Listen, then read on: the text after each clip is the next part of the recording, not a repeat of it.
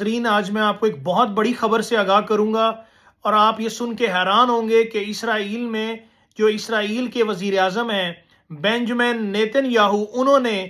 جنوبی لبنان کے اوپر وائٹ فاسفورس کا استعمال کر دیا ہے۔ میں آپ کو پھر بتاتا چلوں، وائٹ فاسفورس کا استعمال کرنا جنگی جرائم میں سے ایک ہے، اور انٹرنیشنل قوانین کے مطابق آپ کہیں پر بھی چاہے کیسی بھی صورتحال ہو جنگ کی، وائٹ فاسفورس نہیں استعمال کر سکتے۔ ناظرین، آپ اس سے پہلے دیکھتے آئے ہوں گے میزائلز کا استعمال ہوا دنیا میں، ایٹم بم کا استعمال ہوتا رہا، اس جنگ میں میزائلز کا استعمال ہوا، ڈرون کا استعمال ہوا، کلسٹر بموں کا استعمال ہوا،